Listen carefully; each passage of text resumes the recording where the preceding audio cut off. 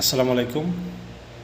কোটা সংস্কার আন্দোলন একটি যৌক্তিক আন্দোলনকে কেন্দ্র করে যেই সহিংসতা চালানো হয়েছে, সেই সহিংসতা প্রধানমন্ত্রী ইচ্ছে করলে 1 মিনিটে শেষ করতে পারতেন, কিন্তু তিনি তা না করে ছাত্রলীগ দিয়ে হামলা করে চাচ্ছিলেন এটিকে দমিয়ে রাখার জন্য, কিন্তু ছাত্রলীগ ব্যর্থ হয়। তারপর পুলিশ, র্যাব, বিডিআর সবাই একসাথে হামলা চালায় এবং নির্বিচারে গুলি চালায়। আমাদের শিক্ষার্থীদেরকে, শত শত শিক্ষার্থীদেরকে হত্যা করা হয়। তারপরে যখন তাদেরকে দমিয়ে রাখতে পারলো না, তখন সেনাবাহিনী নামানো হয়। সেনাবাহিনী ছিল বাংলাদেশের আস্থার জায়গা, বিশ্বাসের জায়গা, একদম শ্রদ্ধার জায়গা। সেই সেনাবাহিনীকেও কলঙ্কিত করলো এই বাংলার মানুষের কাছে। এই বাংলার মানুষের কাছে সেনাবাহিনী আজকে একটি কলঙ্কিত বাহিনী হয়ে দাঁড়িয়েছে, কারণ তারাও গুলি চালিয়েছে সাধারণ মানুষের উপর নির্বিচারে। এই কাজগুলি সরকার 1 মিনিটের জন্য যদি বলতো যে তোমাদের সব কিছু সমাধান করবো, চলো আমাদের সাথে আলোচনায় বসো, তাইলে কিন্তু সব কিছু সমাধান হয়ে যেত। কিন্তু এই কাজটি কিন্তু প্রধানমন্ত্রী করেননি।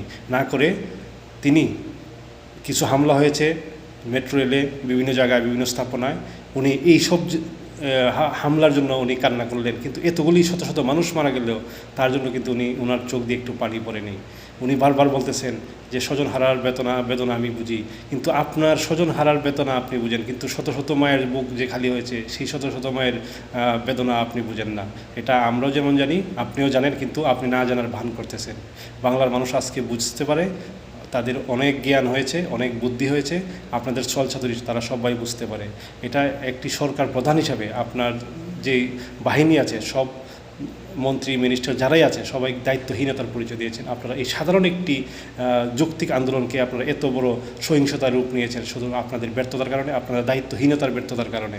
আজকে এত বড় একটি বাংলাদেশ বিশ্ব দরবারে একটি কলঙ্কিত অধ্যায় স্থাপিত হয়েছে। এটি সম্পূর্ণ দায়ভার আপনাদেরকে নিতে হবে। এবং আরও কিছু কাজ দেখেন, এখন আগে ছিল 9 দফা আন্দোলন, এখন সেই 9 দফা আন্দোলন যখন আপনারা বারবার ব্যর্থ হয়েছেন তাদের যুক্তি দাবি না মেনে, সেই 9 দফা দাবি থেকে এখন 1 দফা দাবি শুরু হয়েছে। তার জন্য কিন্তু আপনারাই দায়ী। আপনারা কাউকে দায়ী করতে পারবেন না। জামাত শিবিরের নাম করে তাদের কাঁধে ভর দিয়ে যে আপনারা পার পেয়ে যাবেন, তা বাংলার মানুষ বুঝতে পারছে। তাই এখন এই সাধারণ শিক্ষার্থীদের সাথে তাদের বাবা মা সহ সাধারণ মানুষ নেমে গেছে। তাই আপনাদের পতন এখন নিশ্চিত। আপনার এখনও সময় আছে, হয়তো আত্মসমর্পণ করুন, না হয় দেশ ছেড়ে পালিয়ে যাওয়া তো সম্ভব না। সম্ভব হলে জীবনে আর দাঁড়াতে পারবেন না এই বাংলার মাটিতে। এখনও সময় আছে, আত্মসমর্পণ করুন, নিঃস্বার্থ ক্ষমা চান, তাহলে বাংলার মানুষ হয়তো ক্ষমা করতেও পারে। আবার বলছি, এই কোমলমতি শিশুদের বুকে গুলি চালাবেন না। যা করেছেন তা বেশি করেছেন। একটা গণতান্ত্রিক রাষ্ট্রে এইটা কোনোভাবেই সম্ভব না। আপনার এখনও সময় আছে, আত্মসমর্পণ করুন। এবং যাদের দলের জন্য নিজের আত্মসম্মান বিসর্জন দিচ্ছেন, নিজের জ্ঞান বুদ্ধিকে বিসর্জন দিচ্ছেন, তাদেরকে বলছি আপনারা সত্য জিনিসটাকে মেনে নেন। সত্য খুবই সহজ।